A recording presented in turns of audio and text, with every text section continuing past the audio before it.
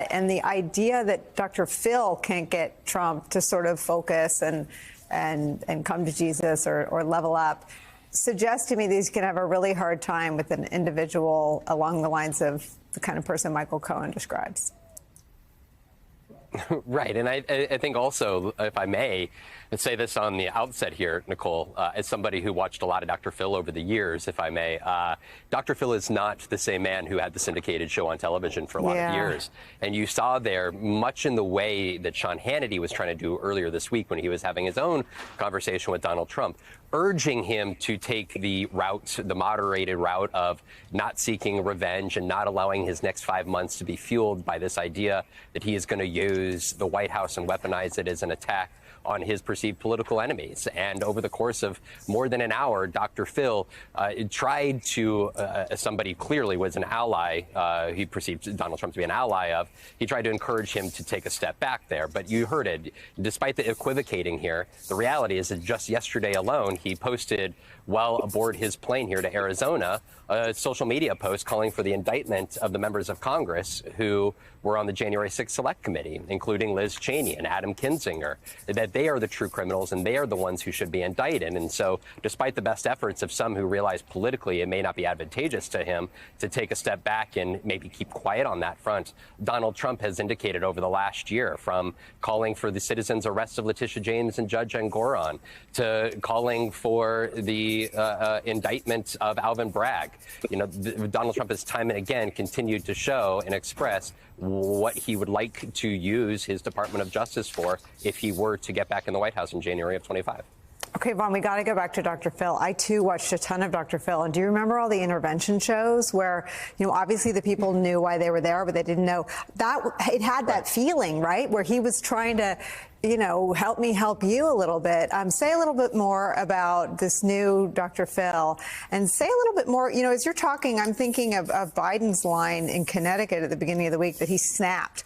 I mean, you're describing someone that snapped. He also seemed to, at least verbally, maybe mentally, I'm not a doctor, talk as though he was standing in front of a Texas crowd for a couple minutes yesterday. Talk about both those things. Right. Dr. Phil, when he had a syndicated show, the show that he's now has that Donald Trump appeared on is actually his own media network that is streaming, and he is trying to build it up. He just started in April, so that is his new platform. That 2-decade-old syndicated show is no longer on television, but much in the way we saw Mehmet Oz, right, really somebody who was welcomed into homes across the country and welcomed as a trusted voice. And we saw him then ultimately utilize that for a Senate run. Dr. Phil may be just a few years behind him, because the man there was, you know, who I think that we all became accustomed to as somebody who would hold his guests on his show accountable. There was no accountability or tough questioning of Donald Trump or his actions or his alleged infidelities. There was none of that. Instead, he held him up very much as a martyr of the political system and felt like he has been unfairly targeted. He even introduced a guest in his audience who stood up and took the microphone and said, because of you, Dr. Phil, I now see Donald Trump in a different light, getting to hear him talk about how he has been victimized. So that is the type of platform that Dr. Phil is now created for. That's why I use more of a conversation with Donald Trump instead of one that he was using as an accountability measure. Rev, jump in on this. I mean, the other word for this is the Messiah, right?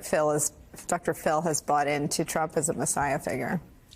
And the real question is, if you're going to build someone as a Messiah, who is he saving you from? Right. When he is the one that has put more afflictions on people? We needed somebody to save us from him.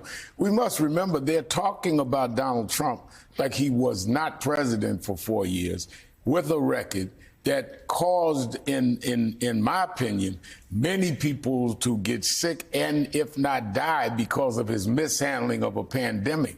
So they're acting like he's an insurgent. The man has a record, and we know what he would do as president. Two kinds of them, right? And now he has a 34 count conviction. So I think for them to try and recast him as something that we've already experienced for 4 years is that they're banking on us having political amnesia. You know, I mean, David Kelly, the legal pivot here isn't abundantly clear, but I'm gonna make an effort. Judge Merchan is in this extraordinary position of having to, without fear or favor, make the right legal judgment. But Judge Merchan showed such extraordinary restraint when it came to the violations of the gag order, when it came to sort of non-reactivity in a moment to something outrageous and unprecedented. And I wonder how you think he thinks of this moment for the country, which feels to those of us watching like it's about to burst. But to someone who sort of does this and lives this, what do you think his assessment is?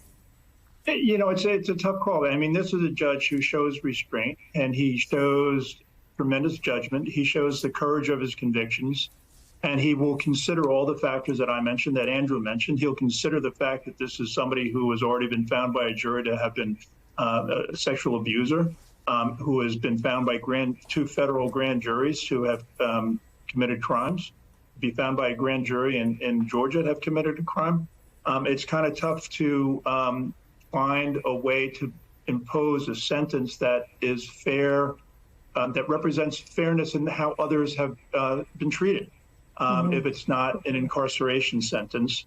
But also recognizing the moment in time and whether or not imposing a sentence of incarceration would be a worse impact on society and cause more tumult than it would if he didn't impose one. So I think it's a tough, it's obviously a tough call. Yeah. But I think a reasonable exercise of judgment, it can go either way here. You know, Andrew, I keep thinking of all the dogs that haven't barked, right? And I say that as someone who has two dogs that rarely bark when people walk through the front door. It's always confounding. The idea that New York City was going to burst, right, if Trump was put on trial. I mean, you were down there every day. There was a space for the protesters. They never needed more space, is the most generous way to describe the enthusiasm of Trump's supporters. He's got an ongoing proceeding at Mar-a-Lago. He goes in and out of that courthouse. There's never much chafe, if you will. I mean, the country is handling this so far just fine. I always feel like part of what Trump succeeds in and part of how he is advantaged by the two-tier justice system that he talks about, but he has himself on the wrong end of it, is that he and Lindsey Graham, his supporters, are constantly instilling fear that the country will blow. And I think he said it since he's been convicted. My supporters won't stand for this. And Lindsey Graham said something along those lines. I mean, does that weigh on Judge Merchan and Alvin Bragg?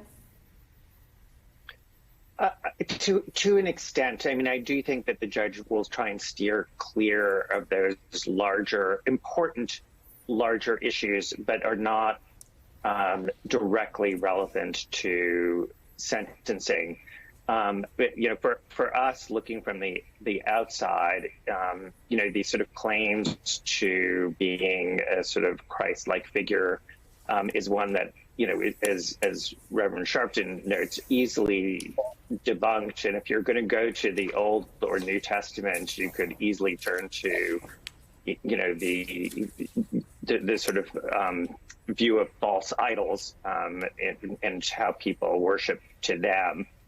And I think that the way that if I were on the bench considering this, I would look at it in terms of Donald Trump fomenting within the populace a sort of anti-law enforcement sentiment, that the way that he is undermining, not just saying, "Oh, I'm not guilty." Almost all defendants who go to trial will continue to say that, but to foment that and to foment the idea that it should be taken out on the participants. And to foment that even among people who have taken an oath of office in Congress is something that is relevant to considering the gravity of the offense, to the risk of recidivism of this offense. I just wanted to also quickly point out something that Reverend Sharpton focused on and that Michael Cohen commented on, which was this probation report, which is something that Donald Trump is supposed to sit down and do. But just to be clear, he could just decide not to do it and not participate. When that happens, there's a huge adverse inference that the judge can draw a refusal to participate in that process. I've seen it on occasion. It's very rare. And it's kind of a death knell for the defendant because it's such a sign of disrespect and of recidivism. But this is one where I don't know if your defense counsel, which is better or worse, because as Reverend Sharpton pointed out, in this case, having your client speak is fraught, and having him not speak is fraught. So it'll be interesting to learn what he decides to do in connection with that process with the probation department. We'll all be watching.